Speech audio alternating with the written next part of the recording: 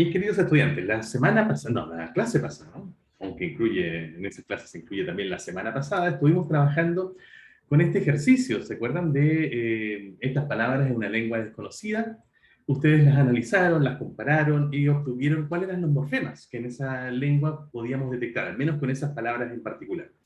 Y a partir de ese ejercicio fuimos observando varias cosas. La existencia de, primero, el procedimiento, que hay un procedimiento específico que tenemos que seguir paso a paso para poder llegar a descubrir los morfemas de una lengua. Y este procedimiento consiste en ir oponiendo aquellas palabras que tienen significados, que comparten parte de su significado, mejor dicho. Hacemos un listado con todas esas que comparten parte de su significado y vemos si parte de su significante también se comparte, ¿no? Y así, si hay una parte del significado que se repite en ese listado de palabras y una parte del significante que también se repite, podemos establecer la hipótesis de que de hacer una igualación, ¿no? Este segmento de significante corresponde a este segmento de significado. Y eso luego lo vamos contrastando con las otras palabras, ya que nos quedan algunos restos, ¿no?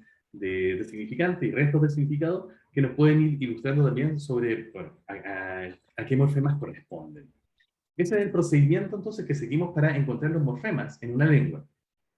También nos dimos cuenta de que estos morfemas tenían ciertas posiciones, ¿no? Había unos que eran más independientes, podríamos decir, que daban un significado más independiente, y a eso lo llamábamos raíces, ¿no? Y otros que tenían un significado dependiente, y además que tenían una posición también dependiente con respecto a la raíz, y a eso los llamamos afijos, los que dividiremos en sufijos y prefijos, de acuerdo a la posición con respecto a la raíz con que los encontremos.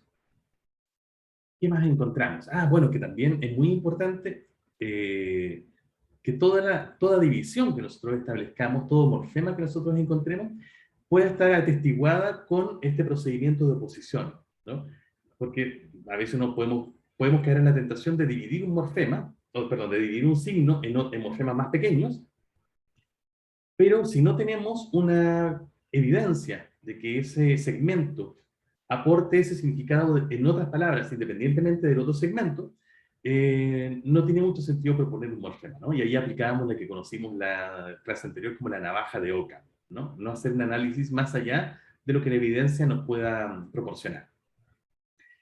Eso, así que averiguamos un montón de cosas con ese ejercicio y lo que vamos a hacer en la clase de hoy es ponerlo en la práctica en nuestra lengua, en el español, ver cómo funciona esto en el castellano. ¿Bien? No sé si hay alguna duda que haya quedado del ejercicio anterior, antes de pasar a lo siguiente, para dejarla ya resolvida. ¿Ok? Súper. Busquen entonces ustedes esta palabra, perdón, del castellano, gatas. ¿Bien? ¿Qué significa gatas? Hagamos un ejercicio parecido al que hicimos con esta otra lengua, ¿no? Hagámosle una especie de traducción. ¿Se recuerdan? Sedetlacoles significaba algo así como rinocerontes, hembra, plural, o algo así, o cualquier cosa, ya no me acuerdo. ¿Qué significaría gatas? Ignacia ya nos pone en el chat. Gatas son, está la idea de gato, por supuesto, digamos como de felino doméstico, ¿cierto? Hembra, plural. Perfecto. Está ese significado. Eso significa gatas. ¿Cómo, si nosotros sabemos entonces que aquí hay un significado complejo, ¿no? Felino doméstico, hembra plural, que estas cuatro cosas están, estos significados son los que están implicados en la palabra gatos, perdón, gatas. ¿Cómo podría ser yo para dividirla? O para saber, en realidad, perdón, me estoy adelantando. ¿Cómo sé yo si gatas es un morfema, es decir, un signo lingüístico mínimo, o si puede seguirse dividiendo en otros morfemas, en otros signos más pequeños, que sí sean realmente, perdón, lo dije mal, en signos más pequeños que sí sean realmente morfemas? ¿Cómo lo podría saber en nuestra lengua? ¿No? Aquí no es necesario que yo les liste un paradigma de palabras, porque, bueno, todos sabemos castellano. Antonio, ¿cómo lo harías? Y nada, iba a decir que teníamos que compararlo con otras palabras de la misma lengua que tuviesen la misma raíz. Tendríamos que compararlos con otras palabras de la misma lengua que tuviesen la misma raíz. ¿Se te ocurren algunas? Gato. Gato, ¿cierto? ¿Cómo lo parafrasearías, así como lo hicimos recién con gatas? Felino doméstico macho singular. Perfecto. Felino doméstico, macho, singular. Muy de acuerdo. ¿Se te ocurre alguna otra, Antonio? ¿O alguien más? ¿Otra que tenga la misma raíz como Gatuno. Gatuno, súper. ¿Y gatuno qué significaría? Atributo de gatesa. Atributo, claro, atributo propio de felino doméstico, ¿no? Porque eso uno lo usaría como en un comportamiento gatuno, en una apariencia gatuna, ¿cierto? Que sería como propio de un felino doméstico, ¿no? ¿Qué más? ¿Qué más? ¿Se les ocurre alguna otra? Uy, perdón, mi perrito está... Ay, perdón. Perdón por la interrupción. Eh, gatito, ya me gusta, gatito, o gatitos, claro. ¿Qué sería gatito? ¿Cómo lo podríamos parafrasear?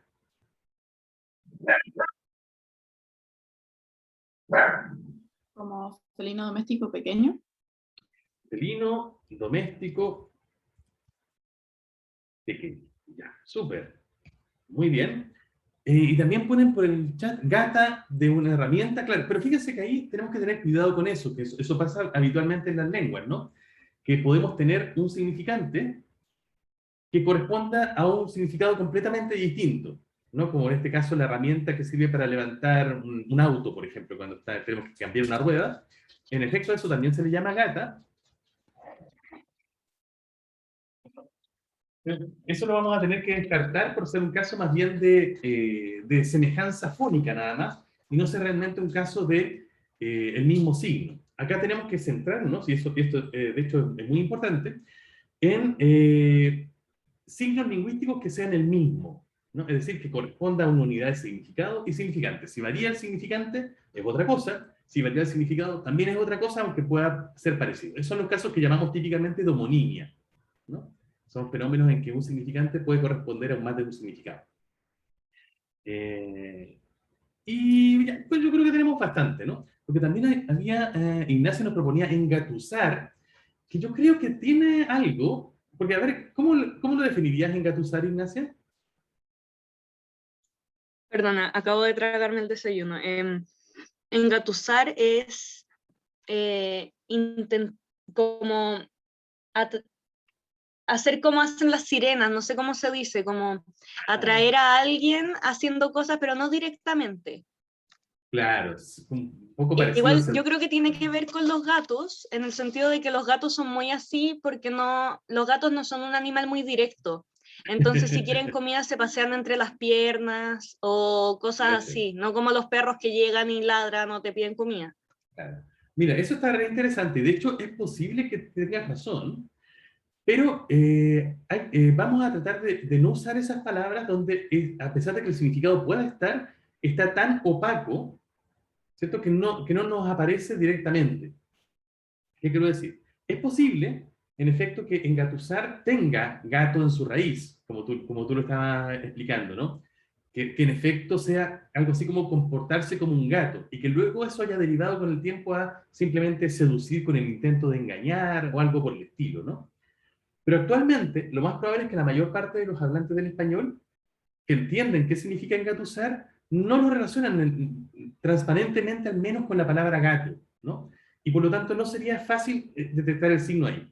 Si bien entonces no es que tú no digo que lo que tú digas esté erróneo, sino más bien que no nos es tan útil porque tenemos que trabajar con lo que esté más transparente en la conciencia lingüística de los hablantes. Y eso está, creo yo, muy opaco. Igual esto siempre puede discutirse, ¿no? Porque cuán opaco o cuán transparente sea un signo o un significado es algo que varía mucho, incluso de persona en persona, de momento histórico a momento histórico. Así que estas cosas pueden discutirse. Pero por ahora, para este ejercicio, dejémoslo fuera porque no me parece lo suficientemente transparente. ¿Bien? Bueno, nos armamos ya un paradigma, si se fijan. A partir de gatas, tenemos gato, gatuno, gatito. Y en este paradigma de cuatro palabras, de cuatro signos lingüísticos, encontramos que sus significados son, para el primero, felino doméstico hembra plural, felino doméstico macho singular, atributo propio del felino doméstico, y finalmente felino doméstico pequeño. Es decir, en las 4 palabras, en estos cuatro signos, hay una parte del significado que se repite. ¿Cuál es esa parte del significado? Ah, bueno, Sofía nos dice que gatito también es macho, tienes razón. Súper, lo pongo ahí también. ¿Qué parte se repite? María Victoria me dice felino, en efecto. En las 4 se repite la parte felino.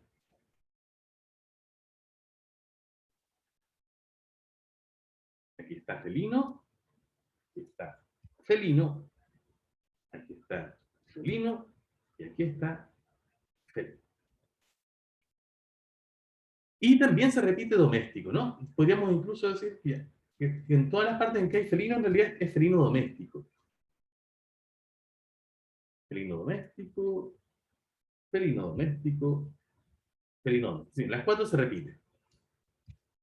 Y en las otras, ¿cierto? Hay variación, ¿no? Hembra plural es distinto a macho singular, que a su vez es distinto a atributo propio, que a su vez es distinto también de pequeño macho. Aquí se repite macho, pero no es exactamente lo mismo, ¿no? Ah, Valentina también nos dice que es singular esta parte de aquí. Ok, tienes razón. Entonces tenemos una parte del significado que se repite en estos 4 signos, y lo que tenemos que ver ahora, si hay una parte del significante que se repita también en estos 4 signos. ¿Es así?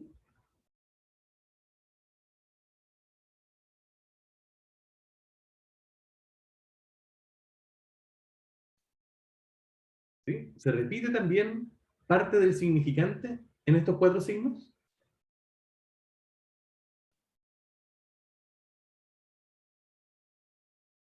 Se repite gat, nos dice muy bien Elisa, ¿no? Gat aparece aquí, gat aparece acá, gat aparece aquí, gat aparece aquí. En todas estas entonces palabras, en todos estos signos que hemos listado, hay una parte del significante que se repite, que es el segmento gat, y hay parte del significado que se repite, que es el segmento de significado felino doméstico. Entonces nosotros podemos hacer la propuesta de que gat significa felino doméstico. Y ahí habríamos encontrado un signo lingüístico, es decir, una asociación entre significado y significante, más pequeña que estos signos que habíamos revisado en un primer lugar. Bien, ¿qué les parece? ¿Les convence? ¿Sí? Súper. Ahora, ¿es esto un morfema?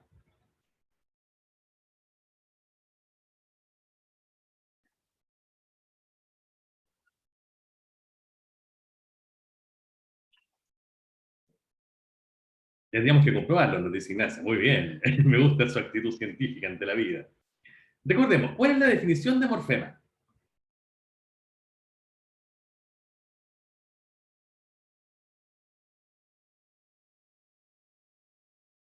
Lo mínimo. Por ahí va, ese es un rasgo, pero no es lo mínimo. Eso es.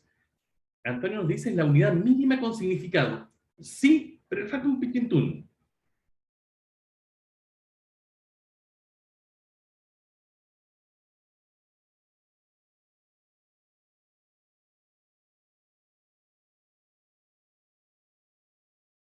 Que no puede seguir dividiéndose, dice Juan Pablo. Tiene razón, pero eso es la parte que, ya lo decía Antonio, que es la idea de mínimo. Muy bien, Sofía nos dice, el signo lingüístico indivisible en otro en que mantenga el significado, ¿cierto? Elemento de la primera articulación del lenguaje. Muy bien, eso, pero muy sencillo, es el mínimo signo lingüístico, ¿no? Como ustedes ya lo apuntaron muy bien. Es decir, como decía muy bien Sofía, que sea indivisible en otras unidades menores. Bueno, aquí claramente tenemos un signo lingüístico, porque tenemos voy a ponerlo entre estas barritas para indicar que son el conjunto de fonemas GAT, y para señalar entonces que se trata de un significante, equivale a este significado. Y lo pongo entre comillas simples para señalar que aquí tengo el significado, ¿no? Entonces tendría una unidad, o una conjunción, si ustedes quieren, entre un significante, GAT, y un significado, felino doméstico. Eso hace que sea un signo lingüístico. Eso es indudable. Pero lo mismo podríamos decir de gatas, por ejemplo. Aquí también tenemos un significante, asociado con un significado. Aquí también entonces tenemos una unidad, un conjunto, un signo en efecto, que tiene una cara que es el significante y otra cara que es el significado. Ahí también tenemos entonces un signo lingüístico. Perdón.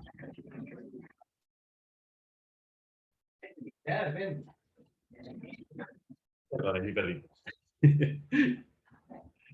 Tenemos entonces una asociación entre significante y significado tanto en gat, felino doméstico, como en gatas, felino doméstico en plural, y lo mismo podríamos hacer, por supuesto, para estas otras tres, para estos otros tres signos. Gatas no es un morfema. ¿Por qué no es un morfema? ¿Por qué lo aseguro con tanto énfasis? Que se puede dividir en más elementos como de significación más chico. Exactamente, Lisa, ¿cierto? Se puede seguir dividiendo en unidades más pequeñas, elementos de significación más chicos, como lo dijiste muy bien. Entonces, ya, ese no es un morfema. Es un signo lingüístico, pero no es un morfema. ¿Cómo podemos comprobar si gat es un morfema o es simplemente un signo lingüístico también?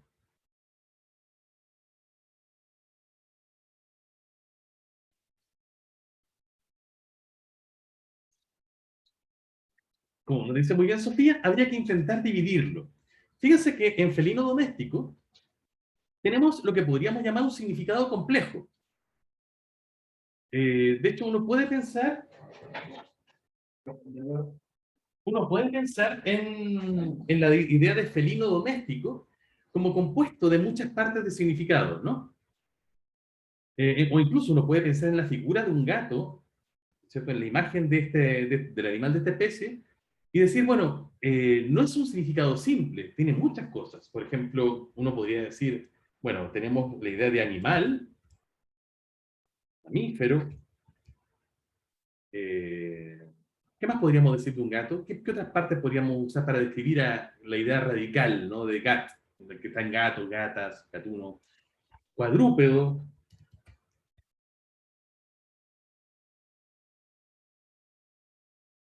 peludo, con cola. Ignacia nos decía también de comportamiento insidioso, o algo parecido, ¿no? Claro, hay excepciones, como que hay gatos pelados, tienes razón. Pero claro, es verdad, hay cuestiones excepcionales, pero trabajemos aquí al menos con el estereotipo, ¿no? Que es por lo menos la imagen central. ¿Eh? Animal, mamífero, cuadrúpedo, peludo, con cola, de comportamiento insidioso, omnívoro, eh, que secretamente quiere asesinar a su humano, como dicen tantos memes, ¿no? Sí, suena como un demonio. Bueno, pero esto podríamos decir que es, y no tan secretamente, esto podríamos decir que es como el estereotipo de gato, ¿no? La imagen prototípica de los rasgos que conforman la idea de la gatez. Animal, mamífero, cuadrúpedo, peludo, con cola de comportamiento insidioso, omnívoro, que secretamente quiere asesinar a su humano. Se fijan, hay un montón de rasgos de significado que podríamos dividir la idea de gato. Lo que tenemos que hacer es ver si algo de este significado puede corresponder parte de este significado puede corresponder a una parte de este significante, un segmento. Si eso es así, es decir, si podríamos asociar, por ejemplo, la idea de animal, por ponerla más simple, con el fonema G, o quizás con cola, ¿no? Con el fonema T, o algo por el estilo, ¿no? ¿Se les ocurre algo así? ¿Es posible seguir haciendo esto? Por ejemplo, hipoteticemos, ¿no? Así, como diría un científico, por mor de la hipótesis, ¿no? Que G significa en el castellano animal. Esa sería nuestra hipótesis. Tendríamos entonces que encontrar otras palabras que lleven la idea de animal y que tuvieran entonces también en su significante la G, aparte de gato o de gato, ¿no? Y ya una persona me podría decir, mira, tenemos a los guepardos. Claro, tenemos a la gallina. Tenemos dos ya, ¿no? ¿Qué más? ¿Tenemos algún otro animal que lleve G? Un ganso. Oye, una golondrina, un gorrión, el gallo. Oh, oye, quizás es cierto. La gacela. Qué buena. Entonces, tenemos un listado, armamos un paradigma bastante grande, ¿no? No es poco, de uno, voy a ponerle gato aquí para que esté igual, uno, dos, tres, cuatro, cinco, seis, siete, ocho nombres que tienen la idea de animal, y todos ellos tienen también la letra G inicial, la grulla, qué buena.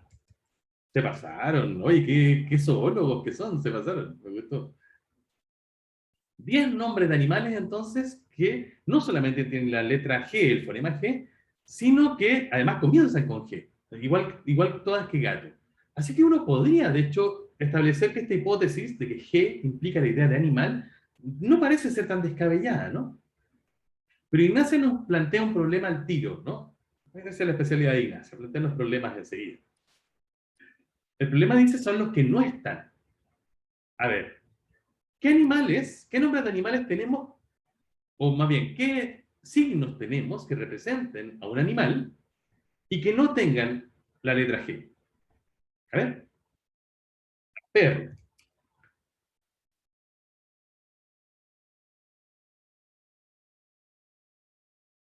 anda, me gusta, elefante, león.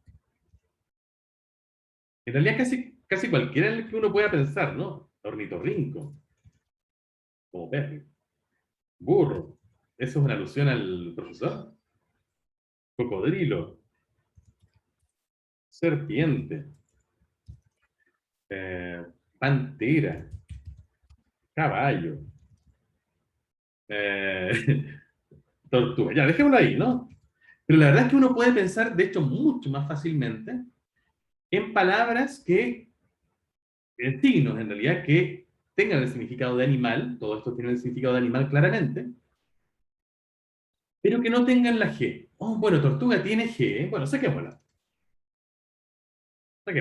pero perfectamente podríamos cambiarla por otras dos, ¿no? Por ejemplo, iba a decir hormiga, no, abeja, no, camaleón, no sé, ¿caballo lo dijimos? No, sí, así está el caballo. Oso, súper, oso. Muy bien. Ok, entonces muy fácilmente podemos pensar también en un listado incluso mayor de signos lingüísticos que tienen el significado animal, pero cuyo significante no tiene la G. Así que esto nos tiene que hacer dudar de la hipótesis. ¿Bien? Porque entonces puede ser que simplemente el que estos animales tengan la G en su significante puede ser simplemente una coincidencia. Oye, hay una hipótesis alternativa que me gustó mucho. Ay, ¿quién la dijo? ¿Quién la dijo? La Sofía nos dijo que todo el listado que hicimos recién, exceptuando a gato y a guepardo y a gacela, ¿cierto? Son todos nombres de aves. Oye, entonces quizás G no significa animal, sino que podemos hacer otra hipótesis, ¿no? Que signifique ave. Eso podría ser interesante. Claro, eso sí, eso nos serviría, eso sí, para gato, ¿no? Tenemos que sacar a gato, tenemos que sacar a guepardo, tendríamos que sacar a gacela, pero nos quedaría gallina, ganso, golondrina, gallo y grulla. Está bonito, ¿no? Está bonita la hipótesis. Pero, claro, tendríamos que ver eh, si en efecto hay más nombres de aves que no tengan la G. Yo creo que ahí también tenemos varias posibilidades, ¿no? Paloma, nos dice María Victoria. Paloma nos hace una crítica sobre lo de cuadrúpedo. Vamos a ir enseguida hacia eso. Claro, está Paloma. ¿Hay más nombres de aves que no tengan G? Cóndor, buena. Canario, avestruz, halcón, loro, no sé, zorzal, qué bonito. Eh, la loica, una ave bien chilena. Ya, hasta ahí, ¿no? Picaflor, qué bonito. Eso es para mí. Estoy siendo aludido en los nombres de animales. Bueno, claramente entonces, también es muy fácil encontrar signos lingüísticos, ¿no? Cuyo significado tenga la palabra ave, pero cuyo significante no la tenga. Entonces también, cuando tenemos un paradigma tan defectuoso, lo más probable es que no lo sea, ¿no? Que no corresponda a esto, sino que se trate simplemente de una coincidencia.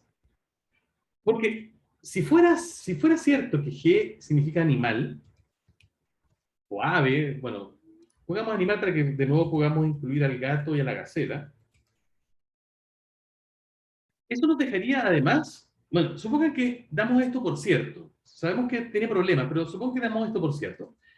Tendríamos además que eso nos dejaría el segmento at para todo el resto del significado, ¿no? Que es mamífero cuadrúpedo con cola que de comportamiento insidioso, omnívoro que secretamente quiere asesinar a su humano. ¿Qué parte de ese significado correspondería a at?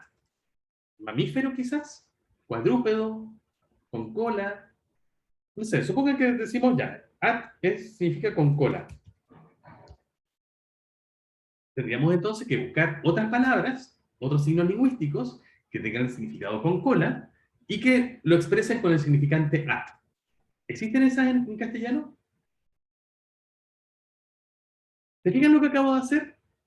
Ya que habíamos establecido como hipótesis, que luego refutamos, pero ahora vamos a asumirla como cierta, que G, este morfema tendría su significante G y su significado animal. Eso nos deja un resto, que es at, que estaba en este signo original que habíamos propuesto acá. Y tendríamos que postular para él también un significado.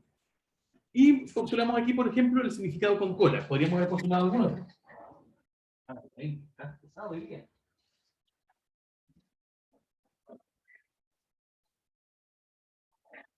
Perdonen las interrupciones, por favor. Es mi animal canino doméstico. Ya, supongamos entonces que at significa con cola.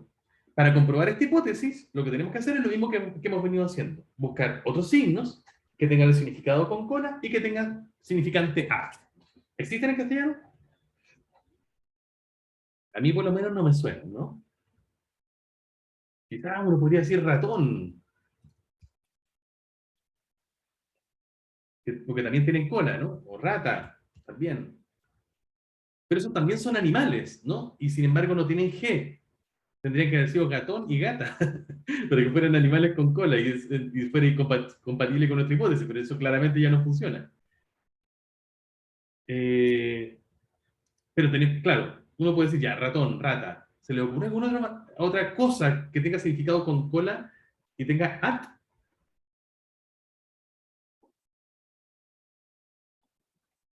Pato, no, pero los patos no tienen cola, ¿no? Tienen como algo parecido, una colita, pero no una cola realmente, ¿no? Tiene como un mechón de pelo, como el pato Donald, ¿no? Parece que no, ¿no? O quizás, claro, lo que hicimos fue asignar un significado equivocado, y no es con cola, sino que podría ser, no sé, cuadrúpedo, como nos decía recién Colomba. Es decir, que anda a cuatro patas, ¿no? Y ahí le viene bien ratón también, rata, pero alguna otra palabra que designe, algún otro signo, ¿no? Que designe a algo cuadrúpedo y que tenga at, Ignacia. Sí, disculpe, es que tengo una duda con respecto, ¿se la puedo hacer o le corto la inspiración? No, hágamela nomás. Que cuando uno como que define entre comillas el morfema, ¿cuándo uno sabe dónde detenerse? Porque estaba pensando que uno podría hacer más fácil o más difícil el trabajo, por ejemplo, agregando animal de la familia felina, cuadrúpedo. O, por ejemplo, hacerlo mucho más fácil y poner solo animal cuadrúpedo. Entonces, como, ¿cuál es el momento en que yo sé que tengo que dejar de definir el morfema o solo hay que intentar? Claro. Bueno, en cuanto al significante, es fácil, porque, claro, tú solamente puedes seguir dividiendo signos hasta que tengas fonemas donde poder dividirlo. Claro, en GAT tienes tres fonemas, el fonema G, el fonema A, el fonema T, y claro, esos fonemas no pueden seguirse dividiendo en unidades que yo pueda seguir pronunciando, así que ahí tenemos tres. En cuanto al significado es mucho más complejo, porque en realidad cada uno de estos significados uno puede dividirlo a su vez en los significados más simples. Animal puede dividirse a su vez en ser vivo que se reproduce, crece y muere, por ejemplo, ¿no?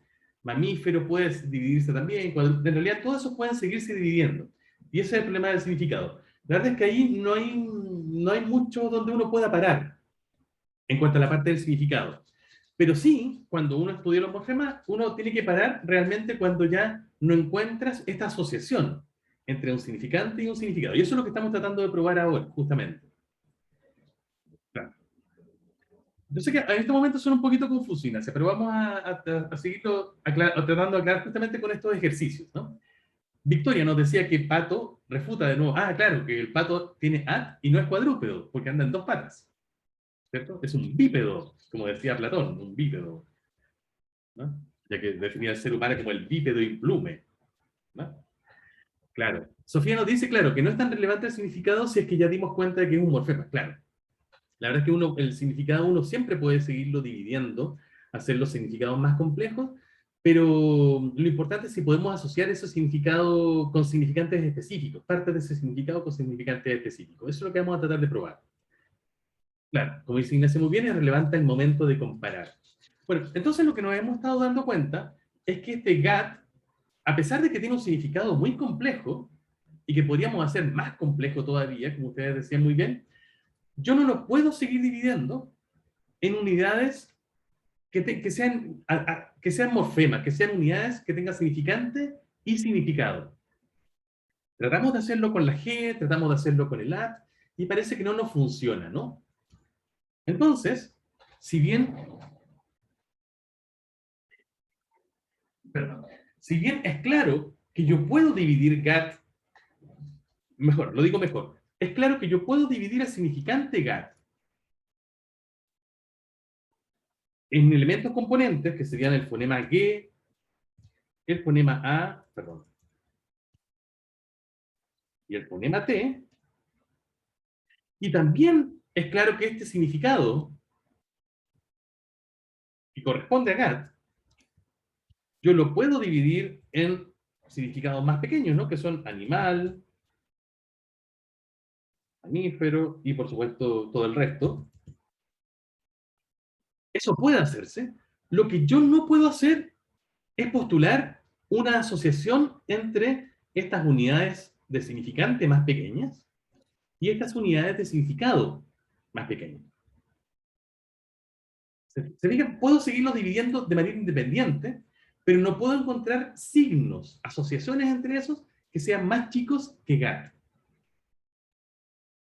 ¿Se entiende? ¿Sí? Y así es entonces como llegamos a postular que GAT es un morfema.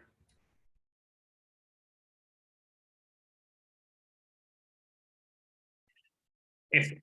Hay un filósofo medieval, español, que se llama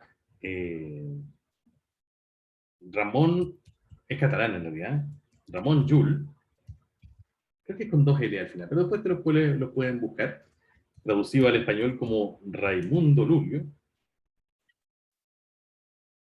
filósofo medieval muy interesante. Él proponía crear una lengua artificial, en que cada fonema, él decía cada letra o cada sonido, equivaliera a un significado. Entonces, tratar de hacer algo como lo que estábamos haciendo aquí recién. Por ejemplo, que el fonema G inicial efectivamente significara animal. Que luego el fonema A pudiera significar mamífero. Que el significado T, cuadrúpedo. El significado I significara algo así como felino. La S significara algo así como con cola y algo así. Es decir, él proponía dividir el mundo de una manera muy científica, catalogar el mundo de la manera más objetiva posible e ir asignándole a cada una de esas categorías. Él seguía mucho a Aristóteles, ¿no? Que plantea mucho esta idea de división en categorías, un sonido. Y él decía, esto sería ideal porque al escuchar una palabra, si nosotros ya sabemos lo que quiere decir cada letra, al escuchar una palabra que desconocemos, simplemente al revisar cómo está escrita ya sabríamos su significado. Entonces imaginemos que alguien escucha por primera vez la palabra odrujón, por ejemplo. y es la primera vez que la oye. Pero si sabe que O, por ejemplo, significa, no sé, recinto, que la D significa cerrado, que la R significa, no sé, para personas, que la U significa ordenado verticalmente, que la J significa, no sé, con paredes, etcétera. Alguien podría decir, ya, entonces lo que alguien no ha escuchado nunca la palabra Otrujón, pero sabe que llegando a esto significa algo así como departamento, que es lo que yo estaba tratando de graficar acá. Obviamente no le resultó. No le resultó porque esto significaría un esfuerzo de memoria, ¿no? Tremendo.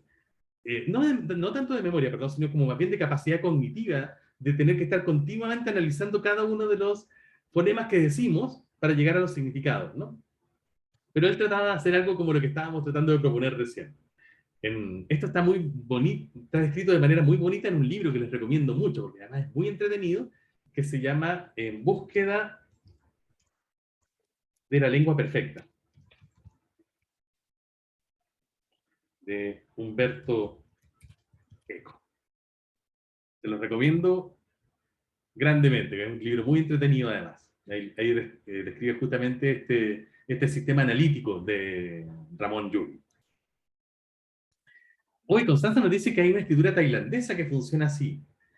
Bueno, las escrituras, en efecto, la escritura del mandarín, ¿cierto? Estas escrituras ideográficas, tienen un poquito de esto, porque los signos son signos escritos complejos, ¿no? Y están formados por signos a su vez más simples. Pero claro, eso es escritura y no lenguaje. Recuerden que la escritura es un sistema ligado a las lenguas, pero que no son exactamente lenguas, es un sistema secundario, no son exactamente las lenguas. Así que claro, ahí puede haber ese tipo de experimentos, pero no son exactamente lingüísticos. Recuerden que nosotros trabajamos esencialmente con la oralidad. A pesar de que, por supuesto, aquí por razones más bien prácticas, trabajemos con cosas escritas. Bien. ¿Cómo funciona entonces en castellano? Nos pudimos dar cuenta de que haciendo esta comparación, llegamos a GAT, que significa animal, mamífero, cuadrúpedo, etc. Bien. Eso, sin embargo, si ustedes se fijan, si volvemos al primer signo que teníamos, que era gatas, ahora ya sabemos que gat significa felino doméstico. Perfecto. Esa parte la podemos anular. Pero hay una parte del significado que quedó suelta, que es hembra plural. Y una parte del significante que también quedó suelta, que fue as. Uno podría hipotetizar entonces, con bastante probabilidad de éxito, ¿no? Que el significante as significa femenino plural. Plural, perdón. Y yo creo que eso es cierto, ¿no? As, en efecto, es un signo que manifiesta la idea de femenino plural. La pregunta aquí, de nuevo, ¿es esto un morfema o no lo es? ¿Es un signo? Eso es cierto. Es una asociación entre el significante as y el significado femenino plural. Eso es indesmentible. Es un signo lingüístico. ¿Pero es un morfema? María Magdalena. Yo diría que no. Muy bien. ¿Y cómo lo puede comprobar? Pucha, o sea, porque, porque se puede dividir en dos significados, que es el femenino y luego el plural. Entonces habría que buscar palabras Perfecto. que tuvieran el A y luego palabras que tuvieran la S para comprobarlo. Perfecto. Entonces, sigue conmigo. Tú dices que no es un morfema porque puede dividirse en signos más pequeños. Y tú hipotetizas que uno de estos signos, ¿cuál sería? Femenino, Femenino, ¿ya? El significado de femenino. ¿Con qué significante se asocia? con A. Con A. Perfecto. Entonces, lo que tenemos que hacer es ver si hay otras palabras que tengan A. Y bueno, de hecho ya podríamos ir un paso más allá y ver que como que en gatas está la parte más radical del significado y que este as viene después, ¿no? Entonces podríamos ponerle perfectamente aquí ese guión, que es donde este segmento se une a la raíz. Y también tenemos que poder ponerlo aquí, ¿no? En A femenino es donde está el resto de la palabra, donde indica dónde va la raíz. Tenemos que buscar otras palabras que tengan A después de la raíz y que efectivamente den la idea de femenino. ¿Existen otras en castellano? Magdalena, o también por el Sí, chat, quien quiera. A ver, cuéntenos. perra. Perra.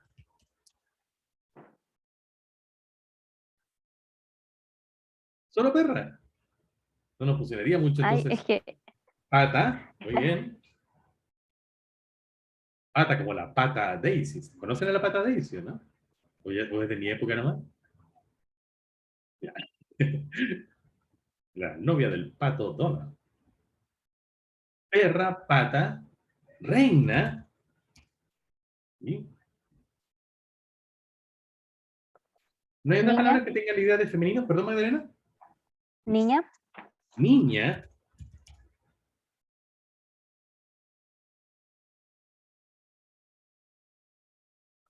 flaca, Laca. Es femenino y es plural. Profesora. Ella nos entusiasmamos. Más, más, más.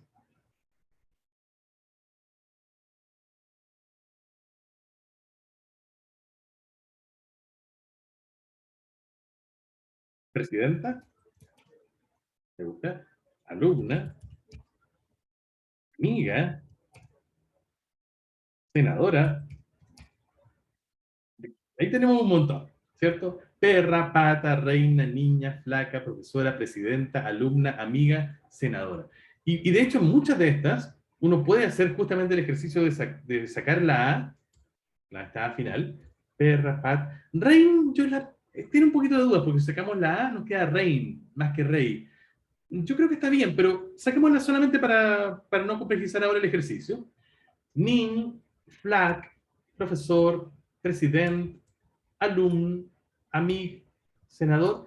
En efecto, si sacamos todas las otras, todas las AES finales, nos queda, digamos, el significado radical de las palabras, ¿no? Per es este animal canino, doméstico, etcétera. Pat, animal que se parece a Donald, bla, bla, bla, bla. Nin, una persona pequeña. Flac, una persona delgada. Profesor, una persona, bueno, que ejerce como docente, presidente, bueno, y así lo mismo, ¿no? Así que en todos los casos, si sacamos la A, en realidad lo que sacamos es solamente la parte de femenino, pero queda toda la parte del resto, ¿no? La parte del tipo de persona o animal o cosa a la que nos estamos refiriendo. Ignacia.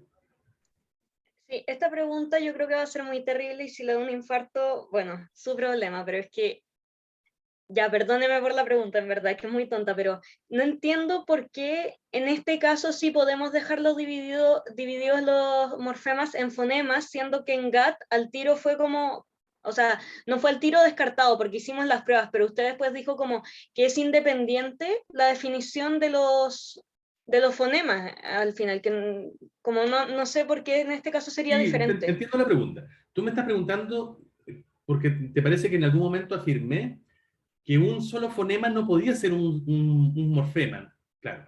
No, yo no dije eso. Dije que lo que pasó en GAT es que en ese caso en particular, yo podía dividir GAT en fonemas independientes, G-A-T, ¿cierto? Y a su vez también podía dividir este significado, y claramente se puede hacer en significados más pequeños. Pero que en este caso en particular, en GAT, yo no podía asociar a cada fonema, a cada parte de este conjunto fonemático, una parte de este significado complejo. Que tratamos de hacer eso y eso no ocurrió. Pero eso no quiere decir que nunca puede hacerse, no, perfectamente podría pasar. Puede pasar perfectamente que un fonema equivalga a un significado y por lo tanto ahí también tengamos un morfema. Sí, puede pasar perfectamente. Lo que pasa es que no es tan habitual, de hecho, en las lenguas, ¿no? Por lo menos, sí, en algunas lenguas sí, perdón, me corrijo. Pero en castellano no es tan habitual que un solo fonema equivalga a un significado. Es decir, que haya morfemas monofonemáticos, podríamos decir así. No es tan común, pero eso ya es más bien una cuestión estadística. Pero sí, perfectamente puede pasar. Y aquí, como tú dices, ves bien, claro, en efecto, uno puede asociar entonces la A con la idea de femenino. Eso. Entonces parece sí que podemos dividir este segmento as, este signo en realidad, que significa femenino plural, as, en A, que significa femenino, y por lo tanto, eso nos dejaría también una S final, que debería poder significar la idea de plural. Es decir, nos deja este resto, que si fijan, si ustedes recuerdan, había sido uno de los problemas que habíamos tenido antes. Entonces también tendríamos que poder comprobar que esta S, como sufijo, ¿no? Es decir, como un signo que se pone después de una raíz, en efecto, puede dar la idea de plural. Es así, tenemos otros signos en español que tengan una S después de la raíz y que den la idea de plural, un montón, ¿no? Ratas.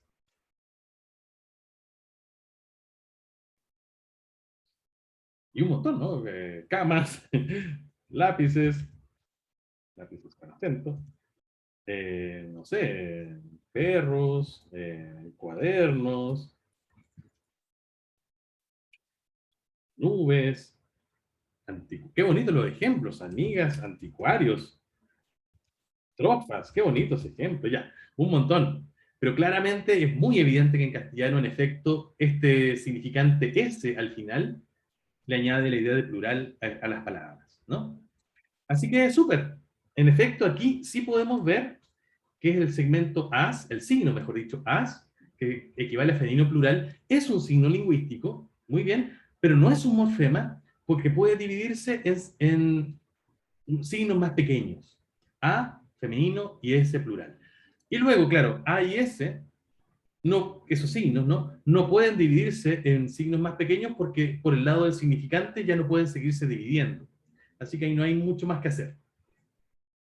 Entonces, y bueno, y con esto ya vamos terminando porque se nos va también la hora, llegamos a la división de gatas, ¿no?